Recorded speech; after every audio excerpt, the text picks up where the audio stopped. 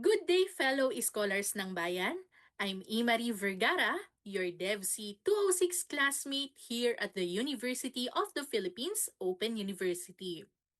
In this video, I'll be discussing a technique to help us write development communication materials that are readable among audiences. But first, what do we mean when we say readable? In Module 3 of the Development of Print and Radio Development Communication Materials by Mia Liza Lustria, Louis Tabing, and Maria Teresita Osalia, a material is considered readable if it can be understood after reading it once, without having to read it all over again. From previous discussions under Module 3, we have already learned the importance of writing concisely and directly to the point, the third principle of clear and effective writing. Now, we are going to learn about a formula that we can use to improve readability of our DevCom materials. The Gunning Fog Index. In the article titled The Gunning Fog Index, published in readable.com, the formula was developed by American businessman Robert Gunning. Having delved into the field of publishing, Gunning established the Robert Gunning Associates in 1944. The group offered consultancy services to help businesses enhance their writing. However, in 1964, Gunning's writing approach was critiqued by the Oxford University for using too many complex words and sentences. He was angered by this assessment as Gunning believed that writing should not be measured nor limited to some rules. Hence, he started drafting a rebuttal to Oxford's assessment. Gunning was surprised by how he became more conscious of his wording and sentence construction. He started favoring simple writing. Indeed, Oxford's report had an effect on him. Hoping to help more writers improve their writing, he formulated the Gunning Fog Index.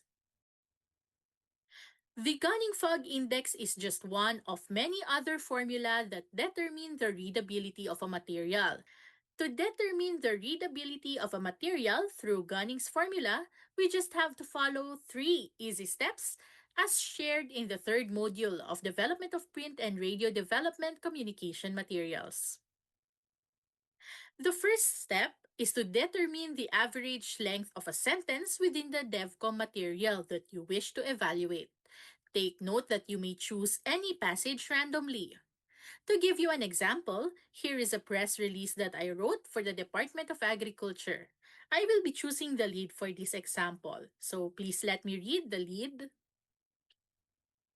In recognition of the Filipino youth's active participation and contribution to agricultural development and modernization, the Young Farmers Challenge or YFC program of the Department of Agriculture or DA commended 25 agri-youths and youth groups during the national awarding ceremony for last year's winners at the Baguio Convention and Cultural Center, July 17. Then, we count the number of words within that passage up to 100. If the last sentence exceeds 100 words, stop counting at the previous sentence. In this case, my lead has 51 words. Afterwards, we compute. The number of words divided by the number of sentences equals the average sentence length of the chosen passage. Include only one decimal place in the quotient if necessary. 51 words divided by one sentence is equal to 51. So the average sentence length of my lead-in paragraph is 51. Now, we refer to the reading skill range table. As you can see, the standard average count is 17 words. This coincides with the ideal average length of a sentence for newspaper articles, which is 17 to 20 words. Our last computation yielded 51, which falls under the very difficult category, unfortunately. For our second step, we count the number of difficult words. By difficult words, we mean those that comprise 3 or more syllables. Note that we should not include proper nouns, compound words, and verbs that became three syllables after ending in ing, ed, or es. For numbers, we count those in digit form as one word, while spelled out numbers as separate words. Going back to our lead, we now determine how many difficult words are in it. Can you figure out how many? The answer is 6. The difficult words are recognition, participation, contribution, agricultural, development, and modernization. Did you get them right? As you can see, we did not include the words department, agriculture, national, awarding, ceremony, convention, and cultural because they are part of the names of an institution, event, and venue. They were used as proper nouns. We also did not include commended because it is a verb ending in ed. The word agri-youth is also exempted as it is a compound word. After getting the average sentence length in step 1 and the number of difficult words in step 2, we are now ready to use Gunning's formula. To get the fog index, add the two numbers and then multiply by the constant number, which is zero point 0.4. In this case, we have the following data. The average sentence length, in my example, is 51, while the number of difficult words is 6. So, 51 plus 6 equals 57. And then, 57 multiplied by zero point 0.4 is equal to 22.8. This is the fog index of my lead paragraph. Once you have the product or the fog index, compare it with the fog index table as shown on the screen. As you can see, the table tells us which audience, categorized by their educational attainment, best comprehends the material that we have reviewed.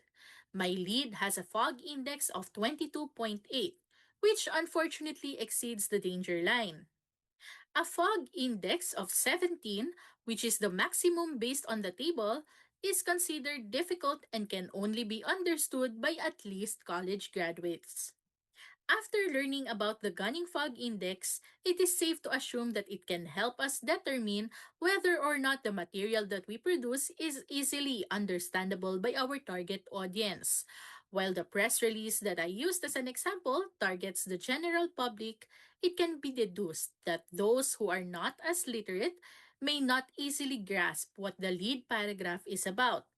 However, if we are targeting foreign dignitaries or heads of private entities who can invest in agri-youth programs of the Department of Agriculture, then we can say that these people will be able to understand the lead well.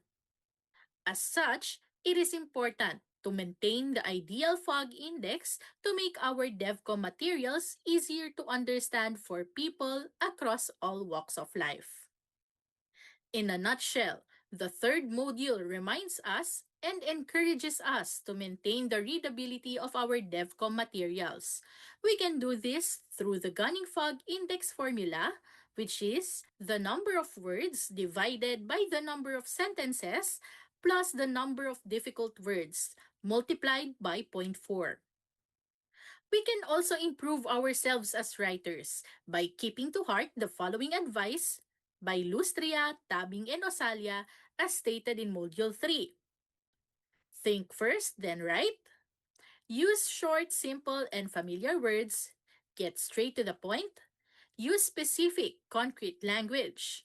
Avoid using jargons or too many technical terms. Be careful in using idioms. Keep sentences short. Prefer the active to the passive voice. Avoid dangling modifiers. Keep paragraphs short. Arrange the material logically. Strive for a smooth flow of ideas. Review grammar. And last, revise and sharpen. As Rashane De Silva said of writers, we are never fully satisfied with our work. We always feel that we can do better and that our best piece is yet to be written. Before I end this report, let me leave you with two questions. First, what do you think makes writing briefly and concisely difficult? Hmm, I wonder why. Let me know. Second is, now that you have learned about the Gunning Fog Index, how do you think will it help you as DevCom practitioners in your chosen field or industry? Please leave your responses in the reply section of this post so that we can continue our discussion. Again, I'm Imari Vergara, and thank you for watching.